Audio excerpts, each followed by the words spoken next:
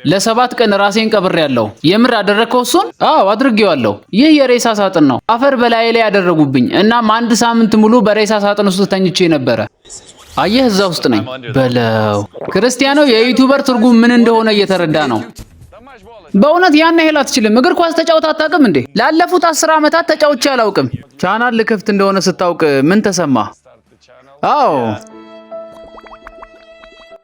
አዎ አውቅ ነበረ። እውነቱን ለመናገር በመጀመሪያ ወር ከ20 እስከ 30 ሚሊዮን ታገኛለህ ብዬ አስቤ ነበረ። ግን 60 ሚሊዮን ስታስመዘግብ ኦ አምላኬ ነው ያልኩት። በአንድ ወር ውስጥ የተመዘገበ የትኛውም ሰው ያላገኘው ከፍተኛ ቁጥር ነው። ከአንተ በፊት ከፍተኛው 20 ሚሊዮን ነበረ፣ እሱም የኛ ነበረ። ስለዚህም 60 ሚሊዮን ማለት በጣም ብዙ ነው። 60 ሚሊዮን ለመድረስ ምን ያክል ጊዜ ፈጀብህ? ምናልባት ያው 13 ዓመት 13 የምበልጥ ይመስላል። ከኋላ ተነስቼ እንጃ አላቅም፣ አይመስለኝም። እንደምትሰራው ነገር ይወሰናል። እውነት ለመናገር ሌሎች እግር ኳስ ተጫዋቾችን ማምጣትና በጥሩ እንቅስቃሴ ላይ አስተያየት መስጠት፣ ሪያክት ማድረግ ከተቀላቀል ታመጣዋለህ። በእርግጠኝነት በጣም ስኬታማ ትሆናለህ ብዬ አስባለሁ። የራስህን መንገድ ካገኘህ ድንቅ ይዘቶችን መስራት ትችላለህ። ነገር ግን ይህ ሪከርድ ላንተ ነው። እውነቱን ለመናገር ያንን ሪከርድ መስበር አልፈልግም። ታራራራራ እኔ መሰማ አይደለሁም መሬ ነኝ ክርስቲያኖ። አንተ እኮ 1 ቢሊዮን ተከታይ እኮ አሉ። እኔ ደግሞ በዩቲዩብ 1 ቢሊዮን ተከታይ ማስመዝገብ እፈልጋለሁ። አዎ በእርግጥ ያስፈልጋል። አዎ በእርግጥ የተወሰነ ጊዜ ይወስዳል። በአሁኑ ጊዜ 324 ሚሊዮን አለ።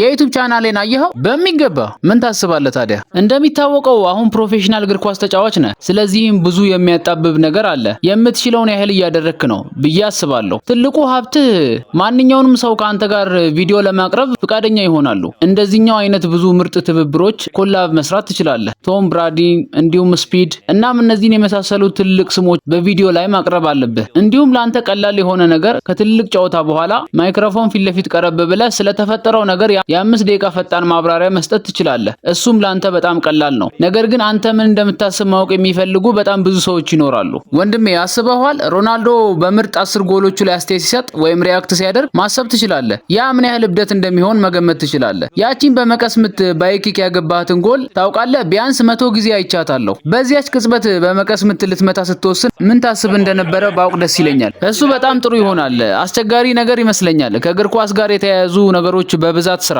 ምክንያቱም የምንወድህ በዚህ ምክንያት ነው። በሁሉም የማህበራዊ ሚዲያ ገጾች 1 ቢሊዮን ተከታይ ሲሞላ ምን ተሰማ? በፕላኔታችን ላይ በብዙ ሰዎች የተከተሉ ሰው አንተ ነህ። ጥሩ ስኬት ነው። ግን እውነቱን ለመናገር አልተገረምኩም። ሰዎች ለእኔና ለእግር ኳስ ያላቸውን ፍቅርና ስሜት አውቃለሁ። አዎ አሁንም ለመስራት የእግር ኳስ ህይወቴ በፍቅር የተሞላ እንደሆነ ተሰምቶኛል። ስለዚህም አዲስ ነገር አልሆነብኝም። ደስተኛ ነኝ። ግን ያው በተመሳሳይ መልኩ አልተገረምኩም። እኔም እንደዛው ነኝ። ሁሉ ጊዜ አዳዲስ ግቦችን ስመታ ጥሩ ነገር እንደማለት ነው። በዩቲዩብ ላይ ሰዎች ቪዲዮ ጥቆማ ሲደርሳቸው የሚያመጣው ምስል ምን እንደሆነ ታውቃለህ? አዎ ንገረኝ። ተምኔል ይባላል። እኔ በተምኔሎቼ እታወቃለሁ። ስለዚህ ጥቂት ዘዴዎች አካፍልሃለሁ። አብዛኛው ጊዜ ፊትህን ተምኔል ላይ ታደርጋለህ። ስለዚህ የፊትህን ፎቶ ሁሉ ጊዜ ስታነሳ አፍህን ዝጋ። እኔ አፌን ከፍቼ አደርግ ነበረ። እንደዚህ ማለት ነው። ሰዎች ግን ጠሉት። ኦ በእውነት አቤት ክርስቲያኖ ምን አይነት ዲሲፕሊን ነው ግን የምር። አይው በቃ አሁን ራሱ ጸጥ ብሎ እየሰማው እኮ ነው። እንዴት መስራት እንዳለበት እየተማረ ነው። መማር ራሱ የማይሰለቸው ሰው ነው። በጣም ነው የሚገርመው። እንቀጥል እሺ። አዎ ደስ አይልም። ስለዚህ አፍን ዘግተህ የፊትህን ጥራት ያላቸውን ፎቶዎች ለቡድን ስጣቸው፣ በተምኔል ላይ እንዲጠቀሙበት። ገብቶኛል። ስለዚህ ስሜትህን ማሳየት ስለሚፈልግ እንደዛ። ግን 30 ሰዎች ስለሚመለከቱት ደስ አይልም። የሚቀጥለውን ጥያቄ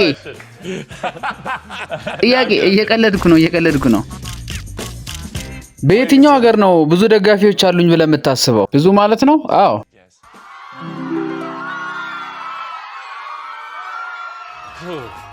ወደ ደቡብ አሜሪካ የትም ቦታ ስትሄድ ነገሮች በጣም ያብዳሉ። ነገር ግን ቺሊ ነበርን አንድ ጊዜ ሆቴል ውስጥ ነበርንና ደጋፊዎቹ ሆቴሉን ከበውት እያበዱ ነበር። ማንኳኳት ጀመሩ። አንተም ጋር ተመሳሳይ የሚያስገርም ነገሮች እንደሚፈጠሩ እርግጠኛ ነኝ።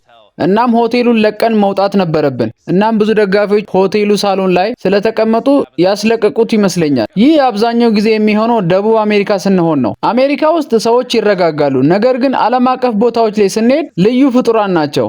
እንደኛ አይነት ይዘት ፈጣሪዎች የሆኑ ታዋቂ ሰዎች በብዛት ደቡብ አሜሪካን ስለማይጎበኙ ይመስለኛል። ስለዚህም ስንሄድ ትልቅ ነገር ይሆናል። ኦኬ፣ የት ነው የምትኖረው? ሰሜን ካሮላይና ነው የምኖረው፣ ትንሽ ከተማ ውስጥ። ስለዚህም ጥሩ ነው። ጥሩ ነው፣ ደስ ይላል። ኦ እኔ የምኖረው ስቱዲዮ ውስጥ ነው። ቪዲዮዎችን የምንቀርጽበት ትልቅ ስቱዲዮ አለ። እኔ ደግሞ እዚያ ነው የምኖረው። ከቶ አልወጣም። በጣም መጥፎ ነገር ነው። የትም ቦታ በግል አውሮፕላን እንደምትበር እገምታለሁ። በመደበኛ የህዝብ አውሮፕላን መጓጓዝ አልፎ አልፎ በጣም ከባድ ነው። እኔ እንግዲህ ይህን ነገር ለረጅም ዓመታት አድርጌው አላውቅም። ሮናልዶ በህዝብ አውሮፕላን ላይ ሲሳፈር የሰዎች ምላሽ ለማየት ገንዘብ እከፍል ነበረ። እንደዚህ መነጽር አድርጌ ምናምን የሰው ሪያክሽን ስቀርጸው እስቲ አስበው። በጣም አሪፍ ይሆን ነበረ። ይሄ በቃ ለዩቲዩብ አሪፍ ኮንቴንት ይሆን ነበረ። አዎ በሚገባ። የሬድባን መነጽር አድርጎ እየቀረጸ በመደበኛ አውሮፕላን ሲሳፈር ሰዎች የሚጠይቁትን የፎቶ ብዛት መገመት ትችላለህ። መደበኛ ወንበር ላይ አስበው። ሄዶ እዚያ ተቀምጦ መጠበቅ። ማለቴ ያው በረራው መሰረዝ ይኖርባቸዋል። እሱ እንኳን አያደርገውም፣ ምክንያቱም እሱ ከኔ የበለጠ በጣም ታዋቂ ነው። እኔ መደበኛ ወንበር ላይ ከተቀመጥኩ ሰዎች ፎቶ ለመነሳት ወዲያውኑ ወደዚህ ሲሮጡ ታያለህ። ከእሱ ጋር ከሆነ ግን መላ አውሮፕላን ወደ ፎቶ ማንሻ ቦታ ይቀየራል። እብደት ነበር የሚሆነው። እኔ አሁን 39 ዓመቴ ነው፣ ከብዙ ወራት በፊት። ታዲያ 40 ልትገባ ነዋ እና ልትሞት ነዋ። ምን ያህል ይሰማሃል? እኔ እስከ 100 ዓመት ነው የምኖረው፣ እሱ ልነግርህ እፈልጋለሁ። እና ታውቃለህ በእግር ኳስ ይህ ረጅም የእግር ኳስ ዘመን ነው። ምክንያቱም አብዛኛው ጊዜ ሰዎች በ33 እና በ34 በ36 ዓመታቸው ጡረታ ይወጣሉ። አንተ የእግር ኳስ ሌብሮን ጄምስ ነህ። አዎ ከመገናኛ ብዙሃን ጡረታ የምትወጣ ይመስልሃል? በፍጹም በፍጹም። 90 ዓመት ሲሆነኝም እሰራለሁ። እኔም እንዳንተው ነኝ። ከ100 ዓመት በላይ መኖር ነው የምፈልገው። እንዴት እንደሆነ አላውቅም፣ ነገር ግን በቴክኖሎጂ እድገት እርጅናን የሚያዘገዩበት መንገድ ማግኘት አለባቸው። ስለዚህ ተስፋ እናደርጋለን። ይህን ለዘላለም የምታደርገው ነው? ባቆም ኖሮ ምን እሰራ ነበር? ቴሌቪዥን ማየት። ምናልባት ሌላ የምትወደው ነገር ፓሽን ይኖርሃል፣ ወይም ዝም ብዬ ንግዶችን መገንባት ደስ ይለኛል። ታውቃለህ ቻናሉን ማስኬድ ለእኔ ኩባንያ እንደመገንባት ነው። እሱን ማወቅ በጣም ጥሩ ነው። ዝም ብዬ አስቸገረው ነው። አንድ ሰው ክሊፑን ቆርጦ ያወጣዋል። ዝንቧን በአይኖቹ ላይ አየዋለሁ። አርፎበትም ይመስለኛል እንደዚህ የሚሆነው።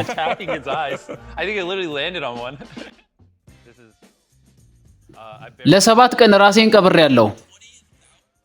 የምር አደረግከው እሱን? አዎ አድርጌዋለሁ። ይህ የሬሳ ሳጥን ነው። አፈር በላይ ላይ ያደረጉብኝ። እናም 1 ሳምንት ሙሉ በሬሳ ሳጥን ውስጥ ተኝቼ ነበረ።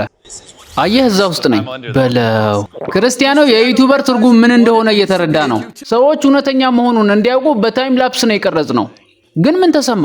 በጣም አስፈሪ ነበረ። ለሙሉ 1 ሳምንት መንቀሳቀስ አልቻልኩም ነበረ። በሬሳ ሳጥን ውስጥ የሚቀመጥ ዝንብ ነበር። ለሳምንት አልተንቀሳቀስክም ምንም? የኛ ንጉስ ሮናልዶ እኔም ስሞት እንደዚህ ነው እንደምሆነው ብሎ እያሰበ እኮ ነው። አይዞ ሞተህም አንረሳ። የሜሲ ፋኖች እንዳይደብራችሁ፣ እኛም ሜሲንም አንረሳውም። እሺ። አዎ እዛው ዝም ብዬ ተኝቼ ነበረ። ይህ ከ7 ቀን በኋላ ነው። ከምድር ውስጥ ቆፍረው ነው ያወጡኝ። እርጅና ማይበግረው የእግር ኳስ ንጉስ ሞትን ግን እንደማያመልጠው ሲያቅ እየፈራ ይመስላል። እኔ በጣም ነው ያሳዘነኝ አይኑን ሳየው። ግን ውስጥ እያለ እስቲ ምን ተሰማ? ማለት መጥፎ ነበር? አዎ በጣም አስፈሪ ነበረ። ምክንያቱም በሬሳ ሳጥን ውስጥ ስለነበርኩኝ ታችኛው ክፍል እንጨት ነበረ። እናም ጀርባዬን አመመኝ። ጀርባህን አይደል? አዎ። ስለዚህም 7 ቀን በቁም ተቀብሬ አሳለፍኩኝ። እንዲሁም 7 ቀናትን በብቸኝነት አሳለፍኩ። በታሸገ ክፍል ውስጥ ያለምንም ግንኙነት እና ያለምንም ሰዓት አሳለፍኩኝ። ሰውዬ አንተ በጣም እብድ ነህ። አዎ ምን ታደርገዋለህ? በቃ ትልቁ ፌመሱ ሰው በዓለማችን ላይ አንደኛ የእግር ኳስ ተጫዋች መሆን አልበቃ ብሎት ቪዲዮ መስራት ጀምሯል።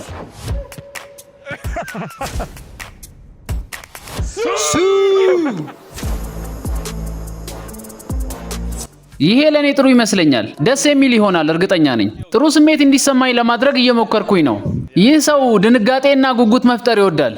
በ3 ኳሶች ውስጥ አንዱንም ካልነካ ጨዋታውን ታሸንፋለህ። በእውነት? እሺ። ስለዚህ ይህንን ከመታው እሺ እንቀጥል። ይሄ የመጨረሻው ነው። አለቀ።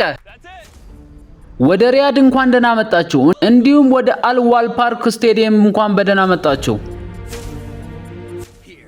እዚህ ክርስቲያኖ ሮናልዶና ሚስተር ቢስት ሊገናኙ ነው። አብረው ምን ሊያደርጉ እንደሆነ አሁን ልናውቅ ነው።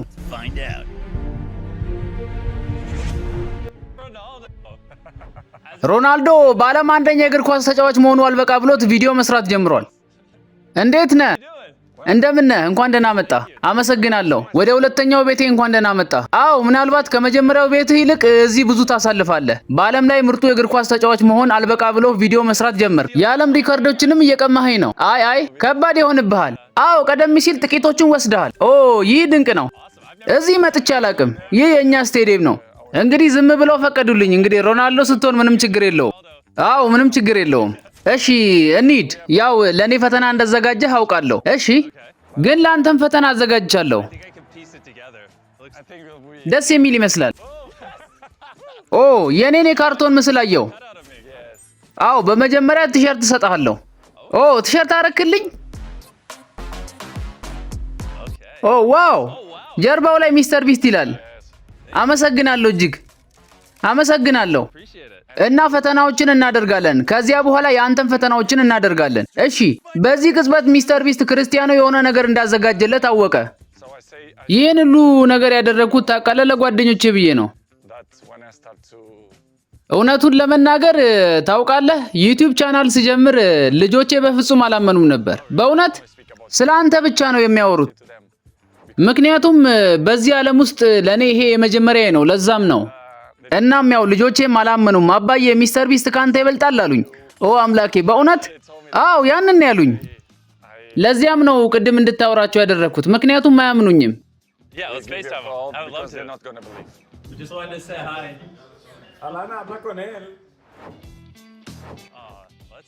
ልጆች ስለኔ እንደዚህ ማሰባቸው በጣም የሚያስደንቅ ነገር ነው። አዎ ኦ አምላኬ እሺ ከዚያን ጀምር እነግርሃለሁ። እሺ እሺ እዚህ ምን እያደረግን ነው? እግር ኳስ፣ ምክንያቱም የኔ ስፖርት ነው።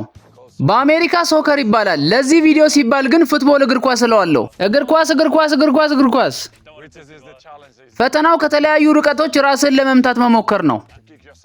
ስለዚህም በመሰረቱ ከተለያዩ ርቀቶች እንሞክራለን። እሺ ይህንን ፈተና እናድርገው። ሚስተር ቢስት እና ክርስቲያኖ የካርቶን ምስል ከ5 የተለያዩ ርቀቶች መምታት አለባቸው። 2 ሜትር፣ 9.5 ሜትር፣ ይህ የፔናልቲ ቦታ ነው። 15 ሜትር፣ 30 ሜትር እና 50 ሜትር ከሜዳው መሃል እያንዳንዱ ርቀት የተለያዩ ነጥብ አለው። 1 2 3 4 5 6 7። እነሱን ለመርዳት ከሩቅ በሚመቱት ጊዜ የካርቶኑ ምስል ቁጥር እንጨምራለን። ለሁለቱም መልካም እድል። በእርግጥም ያስፈልጋቸዋል።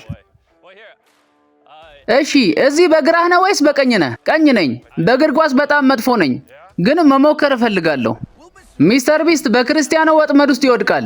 ይቅርታ ወጥመድ አልኩ፣ ማለቴ ፈተና ነው። በእርግጥም ይህ ውድድር ነው። በእውነት ይህ ፈተና ነው። እዚህ መጀመሪያ ማድረግ ትፈልጋለህ? አንዱን ለአንተ አንዱን ለኔ ነው ይመስለኛል። ከፈለግከው መጀመሪያ ግን አንተ እንድትመታ እፈልጋለሁ። እኔ ልጀምር? እሺ አዎ ከዚህ እንጀምር። መጀመሪያ ማሞቅ ትፈልጋለህ? ፈተናው ተጀምሯል። ተጫዋቾቹ እየተዘጋጁ ነው። ሚስተር ቢስት ወደ ግቡ ተጋፍጧል። ስቴዲየሙ እየጮኸ ነው። ጎል ሚስተር ቢስት! ኦ አይ ዛሬ ስለዚህ አይደለም። ጂሚ የካርቶኑን ምስል መምታት አለብህ። ክርስቲያኖ ከኳስ ጋር ክርስቲያኖ ይመታል አሁን። አረ ወይኔ ሳተው። ይህ ካርቶን አይነካም። አሁን ያን ያክል መጥፎ ስሜት አይሰማኝም። እንደገና እናድርገው። የዓለማችን ምርጡ ተጫዋች ኳስ ሳተ። ያንን ነገርኩ። የመሳት እድሉ ምን ያህል ነው? በዚህኛው ይመታል ብዬ አስባለሁ። የመጀመሪያውን አስመስሎታል። ይሄንን ይመታዋል ብዬ አስባለሁ። ይቅርታ ጂሚ፣ የወደቁትን ሙከራዎችን በቪዲዮ ላይ ትተናቸዋል። አሁን በእውነት ፈተናውን እንጀምራለን። እንደገና ሞክር ሚስተር ቢስት። ቆይ አንዴ እዚህ ጋር ነክቶታል። ለሚስተር ቢስት 0.5 ነጥብ እንስጠው። በእርግጥ እርግጠኛ አይደለሁም። ድጋሚ ማየት አለብኝ።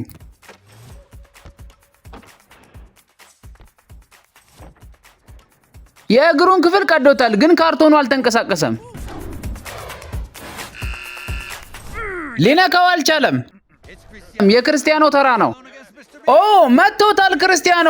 1 ለክርስቲያኖ። እሺ ከዚህ በፊት እውነተኛ ሙከራ አላደረገም ነበር። 1 ለ0 ገና ይቀራል። አትስጋ። አይ ድጋሚ ማስተካከል አለብን። ስለዚህ እንደገና አሸነፍ። ይሄኛውን አግኝተናል። እሺ የሱ ምት የተሻለ ነበር። ለዛን የተሸነፍኩት። ብዙ ምስሎች አላችሁ። ገብቶኛል። ተዘጋጅ። መተዋል። ይህ ትልቅ በጀት ያለው የዩቲዩብ ቪዲዮ ነው። የፔናልቲ ቦታው እሺ ገና አላለቀም። ሁለተኛ ዙር አሁን ከበፊቱ የበለጠ ርቀት አለው። በጣም ቅርብ ሆኖም አልቻለም ነበር። አሁን ከዚህ ርቀት ይሳካላቸው ይሆን? ተመልከተው። አዎ ቀድሞ ወድቋል። ሌላ ቀይሩ። በዚህ ስቴዲየም ላይ በጨዋታዎች ላይ ስንት ጎል አስቆጥረሃል? በዚህ ስቴዲየም ጥሩ ጥያቄ ነው። ለመቁጠር በጣም ብዙ ናቸው። ለአልናስር 2 ዓመት ተጫውቻለሁ። ምናልባትም 50። ዋው 50 ጎሎች እዚህ ስቴዲየም ውስጥ። አዎ እናም በአጠቃላይ ከማንኛውም ሰው በላይ አግብቻለሁ። በአሁኑ ጊዜ 915 ጎሎች አሉ። 1000 ጎል ታገባለህ? ለመሞከር እጥራለሁ። ያ ግን በጣም እብደት ነው። ማንም ሊያስበው የማይችለው ሪከርዶች ነው። ግን መጫወት አለብኝ። ምናልባትም ተጨማሪ 2 ዓመት መጫወት አለብኝ። ምን 2 ዓመት? አዎ ምናልባት ተጨማሪ 2 ዓመት አላውቅም። ወይም ደግሞ ጥሩ የውድድር ዘመን ማሳለፍ አለብኝ። ከዚህ መሞከር ትፈልጋለህ? በእርግጥ ወሬውን አትተው። ወደ ፈተናው ተመልሰናል። እስካሁን ያለው ውጤት 1-0 ነው። ይህ በመሰረቱ የፔናልቲ ቦታ ነው። ምክንያቱም ሰዎች ፔናልቲ ቀላል ነው ብለው ያስባሉ። አግኝቼዋለሁ፣ አትስጋ። ይህ ቀላል ነው። እንደገና መሞከር ትፈልጋለህ? አይ አንተ ስታደርግ ማየት እፈልጋለሁ። እሺ እንድጀምር ትፈልጋለህ? ሁሉንም ምቶች መድገም ስለምን እንደሆነ አላውቅም። አሪፍ፣ አጠቃቀሱን አስተምርሃለሁ። እሺ ያስተምረኛል። የተሻለ ነው፣ ምክንያቱም ከግብ ክልሉ ከራክ እንደዚህ መምታት አለብህ። ኳሷ በኃይል እንድትሄድ ያደርጋታል። ስለዚህም ከታች መምታት አለብህ። ኦ አዎ፣ ወደ ውጭ እንደዚህ ትመታታለህ። ገብቶኛል። ኳሷ የበለጠ ትሄዳለች። ከሮናልዶ ስልጠና የወሰድኩት ነው። ሰዎች ለዚህ $1 ሚሊዮን የሚያስከፍል ይመስለኛል። ትምህርት $1 ሚሊዮን ያወጣል። እንዳልኩ እንደዚህ ለመምታት ሞክር። እሺ ከታች እንደዚህ ማንሳት ነው። እሺ ኦ የተሻለ ነው። አዎ በጣም የተሻለ ነው። የተሻለ ነው። ግን ወደ ውድድሩ እንመለስ። እስካሁን ያለው ውጤት 1-0 ነው። እውነተኛ ውድድሩ አሁን ይጀምራል። ከግብ ክልሎች ውጪ በሚደረጉ ምቶች ሁለቱም 2 ኳስና 2 የኳርቶን ምስል ይኖራቸዋል። እነዚህ 2 ኳሶች ቢኖሩም እንኳን ልመታው እችላለሁ ወይ አላውቅም። ሁለቱንም አስቀምጣቸው። እሺ እንሂድ። እሺ 1-0 በኔ ነው አይደለ? አዎ ሮናልዶ እየመራ ነው። 2 ኳሶች ለአንተ፣ 2 ኳሶች ለኔ። እሺ 1-0 ነው። እሺ ጂሚ በዚህኛው እኔ ልጀምር። እሺ ጀምረው። ኦ እሺ እስቲ ደግሞ እኔ ልሞክር። ትችላለህ፣ አድርገው። ኦ ለጥቂት ነበር። ኦ ወይኔ አምላኬ! በላው እኩል አድርገው። ነግሬህ ነበር እኮ እንዴት እንደምትመታ። ምን እየሆነ ነው? እባካችሁ አንዳችሁ ያንን ይላማምቱ። እነዚያም ምስሎች ማን ሊመታ ነው ታዲያ? አንድ ተጨማሪ ስጠኝ። እሺ ና አሁን ደግሞ ከረጅም ርቀት እንሞክር። ከዚያ የመጨረሻው ነው፣ ምክንያቱም ያኛው በጣም ሩቅ ነው። የምርህን ነው? በእውነት ያን ያህል አትችልም? እግር ኳስ ተጫውተህ አታውቅም እንዴ? ላለፉት 10 ዓመታት ተጫውቼ አላውቅም። ይሄማ ለኔም በጣም ሩቅ ነው። የምርህን ነው? በጣም ሩቅ ነው። ስማ፣ በ3 ኳሶች ውስጥ አንዱንም ካልነካው ታሸንፋለህ። የምርህን ነው? አዎ፣ አንድም ካልነካው ታሸንፋለህ። እዚህ ጋር ክርስቲያኖ ሁሉንም ነገር ለመመደብ ወሰነ። ግን ይኸውልህ 3 ኳስ ትሰጠኛለህ። በሚቀጥሉት 3 ኳሶች ካገኘ ሁሉንም ሰው ሰብስክራይብ እንዲያደርጉልህ እላለሁ። ካላገኘው ግን ሰብስክራይብ እንዲያደርጉልኝ ትላለህ። ሚስተር ቢስት ሁሉንም ተከታዮችን ሰብስክራይብ ከክርስቲያኖ እየተወራረደ ነው። ይህ በሙሉ ኢንተርኔት ላይ ትልቅ ውርደት ሊሆን ይችላል። ይህ በፈተና ውስጥ ፈተና ነው። ህጎቹ ተቀይረዋል። 3 ኳስ ትሰጠኛለህ። አዎ 3 ኳስ ታገኛለህ። እነዚህን ሁሉ እናጸዳቸዋለን። እነዚህ አንተ ኳሶች ናቸው። ካልመታህ እኔ አሸንፋለሁ። ግን አንተ ሁለቱንም በአንድ ላይ ተመታቸዋለህ። አዎ መምታት አለብኝ። ያ ምን ነበር? ያኛውን አቁመው፣ የተሻለ እድል እንዲኖረው ማለት ነው። አዎ ያኛው ያቆመዋል። አሁን እመታዋለሁ። እሺ አሁን መጀመር ትችላለህ። ጥሩ ስሜት እንዲሰማኝ ለማድረግ እየሞከረ ነው። ተጠንቀቁ። ይህ ሰው ማን ነው? ለህይወቱ ምንም አይነት ፍራቻ የሌለበት ሰው ነው። ኳሱን የሚመቱበት መንገድ በማየት ምናልባትም በሜዳው ዙሪያ በጣም አስተማማኝ ቦታ ሊሆን ይችላል። ይህ ሰው ድንጋጤና ጉጉት መፍጠር ይወዳል። ሚስተር ቢስት ሞኝ አይደለም፣ ያ እርግጠኛ ነው። ክርስቲያኖ ጋር ምን እየሆነ ነው? ሁሉንም ምስሎች አልመታም። እስከ ቪዲዮ መጨረሻ ድረስ እያሰቃየ ነው። እንዴት እንደሆነ ያውቃል። እሱ ጥሩ የዩቲዩብ ፈጣሪ መሆኑን በዚህ ታውቃለህ። እንዲያዩት ሆን ብሎ እየሳተ ነው። ክርስቲያኖ ሁሉንም ነው የሳታቸው። ሚስተር ቢስት አሁን ከዚህ ርቀት ቢመታ ምን ይፈጠራል? ክርስቲያኖ የት ያደርገዋል?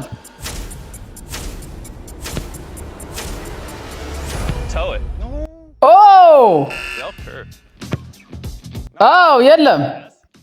ኦ ስሙኝ፣ ይህ የመጨረሻ ነው። እዚህ ምስሎችን መምታት አይቻልም። ቀድማ አሸንፈሃል። እሺ፣ ቅንነት ከምንም በላይ አስፈላጊ ነው። ምንም ምክንያት የለም። ግን ክርስቲያኖ ለምንድን ነው ወደ ሜዳው መሃል የሚያመራው? አሁን በአእምሮ ውስጥ የሚያልፈው ነገር ምንድን ነው? እሺ በላንተ ምንም ምክንያት አያስፈልገውም። ግን እሺ እንቀጥል። ይሄ የመጨረሻ ነው። ኦ የመጨረሻዎቹ ምን እየሆነ ነው? ለምን ከዚያ ርቀት የመጨረሻ ምት ይፈልጋል? ክርስቲያኖ ለምን ምቾቱን ሁሉ ይስታቸዋል? ሚስተር ቢስት ክርስቲያኖ አንዳች ነገር እንዳቀደ ቀድሞ ያወቀ ይመስለኛል። ያ ነገር በጣም ደስ የሚል ይመስለኛል። ያው እኔ ከዚህ በፊት ምንም ሞክሬ አላቅም። ይሄ ነገር ለኔ በጣም ጥሩ ይመስለኛል። ጥሩ ስሜት እንዲሰማኝ ለማድረግ እየሞከረ ነው። ይህ ሰው ድንጋጤና ጉጉት መፍጠር ይወዳል። ተዘጋጅ፣ የመጨረሻ ነው። ያ ነው፣ አየህ አይደለ?